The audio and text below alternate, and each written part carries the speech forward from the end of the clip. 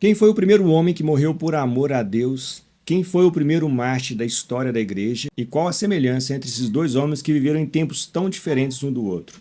Hoje eu vou falar sobre esses três pontos e sobre a importância de entender a história deles para a nossa vida cristã.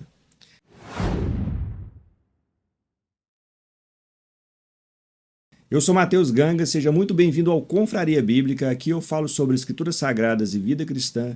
Se você é novo por aqui, não se esqueça de se inscrever no canal e de curtir esse conteúdo para que o YouTube entenda que ele é relevante e mostre para mais pessoas. Hoje eu vou falar sobre os mártires da igreja e, como diz Tertuliano, o sangue dos mártires é a semente da igreja. A palavra mártir quer dizer testemunha, e esses homens tiveram um amor tão grande derramado sobre a vida deles por Deus que eles viram que valeria a pena morrer por esse amor. Eles se sacrificam, eles não negam a Deus em nenhum momento e morrem por amor ao nosso Senhor. E são exemplos para nós. E nós vemos na história da igreja várias pessoas que chegam a essa situação e até os dias de hoje pessoas são martirizadas por amor a Deus. O cristianismo tem a maior quantidade de pessoas que morrem por causa da religião e por causa do amor que elas têm em Jesus Cristo e por tudo que ele fez por nós. E isso faz com que homens como esses cheguem diante de Deus e vejam que não tem mais retorno. É amar a Deus e, caso for necessário, eles morram por isso. E o primeiro homem a morrer por esse amor é Abel. Em Gênesis, no capítulo 4, conta a história de dois agricultores, filhos de Adão e Eva, Caim e Abel. Os dois voltam do campo e fazem ofertas para Deus. A Bíblia diz que Deus se agradou de Abel e de sua oferta e que não se agradou de Caim e de sua oferta. E diante disso, Caim leva Abel para um campo e lá ele mata o seu irmão. Aqui nós temos o primeiro caso de uma pessoa que morreu por causa do amor que ela tinha por Deus e o primeiro assassinato dentro da Bíblia Sagrada. Nós vemos que depois a humanidade entra em decadência, entra em dificuldade, mas ali acontece algo que é único na história até aquele momento. Um irmão matando outro irmão. Só que quando nós chegamos no Novo Testamento, em Atos, no capítulo 6, nós vemos um homem que é chamado a fazer parte do ministério, que é a igreja que estava começando a partir dos apóstolos, logo depois que Jesus sobe aos céus. Eles estão com tanta dificuldade, os apóstolos, que eles resolvem chamar 7 homens para ajudar nesse ministério. E entre eles tem um chamado Estevão. E Lucas relata que Estevão era um homem cheio de fé e do Espírito Santo. Os outros homens, é só falado o nome deles. Mas Estevão tem esse diferencial que Lucas acha importante colocar dentro do livro dele. E logo na frente, no capítulo 7, diante do sumo sacerdote, Estevão se apresenta e ele questiona a fé dele, por que eles estavam fazendo aquilo, levando aquelas palavras para as pessoas. E Estevão faz um discurso que mostra desde Abraão até Jesus todo o plano de Deus para aquele homem, para que ele entenda que Jesus Cristo veio para ser o Messias anunciado. E ele diz, olha, vocês crucificaram um homem justo.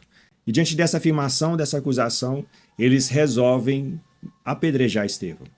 Estevão é jogado diante de Saulo, que depois vem a ser Paulo, e ali, aos pés dele, ele não faz nada, deixa que aconteça. E quando Estevão está para morrer, ele fala, Jesus, me receba do seu lado e perdoe essas pessoas, porque eles não sabem o que eles estão fazendo, que eles não sejam condenados por esse ato. Ele pede perdão pelos outros e morre ali diante do sumo sacerdote e de outros religiosos. Qual é o grande ensinamento que nós tiramos desse texto? É que homens estavam diante de Deus, nas duas situações, tentando prestar um culto a Deus. E entre eles conseguem fazer uma comparação de que o meu culto é melhor do que o seu. E aí a gente vê como que a religião é cruel entre eles. Nós vemos que Caim não mata Abel por causa da oferta dele, mas sim porque ele acreditava que o culto dele era suficiente para agradar a Deus e como não foi, ele se vingava do irmão. Nós vemos homens como o sumo sacerdote, que acredita que a forma correta de se fazer as coisas pela religião é a forma como ele faz e não aceita a visão de Estevão a ponto de matá-lo. Só que diante de Deus nós somos todos irmãos. Deus está esperando que nós, como irmãos, cultuemos a Ele, adoremos a Ele, mas em comunidade. Não é para a gente pegar agora e ser um religioso, uma pessoa que vai sentar nos bancos da igreja e quando sai de lá vou virar as costas para todo mundo, para minha família, para outras igrejas que pensam diferente de mim e nunca mais vou pregar o evangelho. Esse não é o ministério de Jesus Cristo, que é vinculado ao amor. Nós precisamos nos compadecer dos outros e explicar o nosso ponto de vista como Estevão estava fazendo ali diante daquele sumo sacerdote. Mas isso não pode ser algo que vai nos levar a uma condenação do outro. Nós não temos capacidade para isso. O juízo, ele cabe a Deus. Existe um juízo, mas ele é um juízo de Deus. Jesus ele diz que quando o agricultor semeia o trigo, vem o inimigo e semeia o joio. E qual deve ser a nossa postura diante do joio e do trigo? É de pregar o evangelho a todos eles. Deixar que a separação entre o que é joio e o que é trigo caibam somente a Deus. Afinal de contas, o que nós precisamos entender é que, diante de Deus, nós devemos nos apresentar como irmãos, não como religiosos. E essa é a grande dificuldade para as pessoas. E mais do que isso, o sangue de Abel, o sangue de Estevão, de Paulo, de Pedro e principalmente de Jesus Cristo não pode ter sido derramado em vão. O preço que foi pago para nós pregarmos o Evangelho de Jesus Cristo, anunciarmos as boas obras do reino, é muito alto. Nós precisamos ter reverência e respeito por esse sangue derramado. Os mártires que morreram naquela época, que morrem até os dias de hoje, precisam ser valorizados. Nós precisamos enxergá-los como um exemplo para nós, para que esse evangelho seja pregado da forma correta e que derrame amor sobre a vida dos irmãos. E que nossos cultos não sejam para o nosso próprio bem, como muitas pessoas têm feito. Não podemos continuar chegando nas igrejas buscando o nosso próprio interesse, mas sim adorar a um Deus pelo qual muitas pessoas se sacrificaram porque conhecem o amor que ele tinha por eles. Esse Deus ama a todos nós e nós precisamos adorá-lo de forma correta, como irmãos, como uma comunidade, como uma igreja, que é a noiva de Cristo, que no final dos tempos verá a ressurreição do corpo e que verá a restauração de todas as coisas.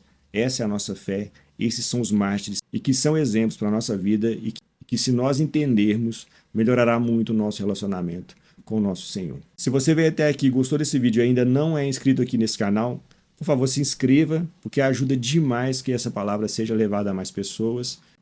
Não se esqueça de curtir o vídeo, de compartilhar com mais pessoas. Um grande abraço e que Deus te abençoe sempre, em nome de Jesus.